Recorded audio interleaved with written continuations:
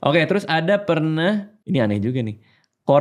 Diduga korban santet. Ya. Meninggal di kos-kosan dalam keadaan tubuh seperti sudah meninggal berhari-hari. Oh iya. Padahal kematiannya belum nyampe setengah hari. Itu maksudnya gimana tuh? Jadi itu kasusnya pernah saya share juga. Itu memang diduga sakit. Sakit. Terus waktu kematiannya itu belum ada 24 jam waktu dibawa. Nah, yang saya temukan itu ada belatung di salah satu bagian tubuhnya si korban inilah. Ya saya pernah cerita di bagian organ vitalnya. Nah terus saya mikir, loh kok bisa ya gitu.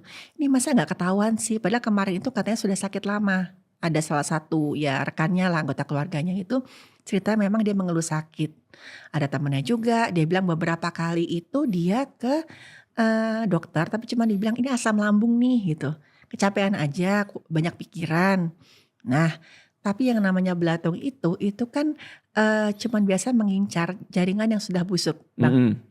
Yeah. Nah itu jaringannya semua masih fresh, dan waktu keluar belatung dari alat vitalnya itu saya bilang ini dari mana ya gitu. Biasanya itu antara 48 jam, bahkan kelihatan nyatanya itu tuh ya sekitar 3-5 hari lah baru keluar belatung ini gitu.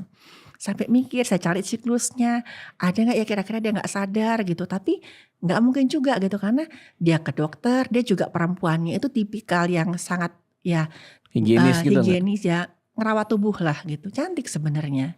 Tapi waktu di tempat saya itu memang udah pucat, tapi kelihatan lah rambutnya gitu, walaupun beberapa sudah rontok. Ini tipe perempuan yang merawat diri, gak mungkin ada infeksi di alat kelamin, dia gak sadar sampai ada belatungnya itu. Nah terus? Setelah itu saya cerita ke pertemuan saya seperti ini, ada ya orang terdekatnya yang datang ke saya. Disitulah dia cerita, dokter saya boleh gak bicara berdua sama dokter? Boleh, tapi cuma berdua aja 4 mata, oke gitu.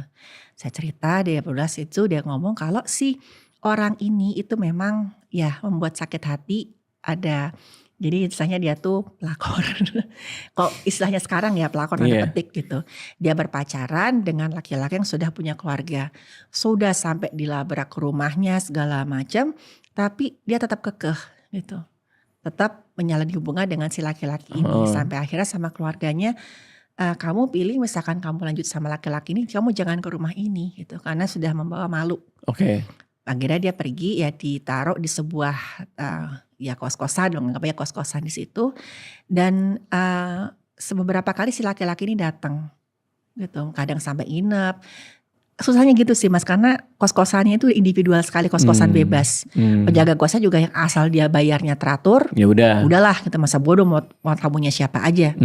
Nah terus katanya selama beberapa bulan terakhir itu dia ngeluh sakit, ngedrop tiba-tiba aja. Betul-betul cepat sih prosesnya. Dia ke rumah sakit, dia ke klinik, itu udah gak ada yang tahu sakitnya apa gitu. Hasil labnya tuh gak ada yang mengarah ke sakit tertentu lah. Sampai dia bilang, oh ini asam lambung aja kali, dikasih obat segala macam gitu. Ya gak sembuh-sembuh. Sampai tiba-tiba itu dia udah mungkin ada feeling ya.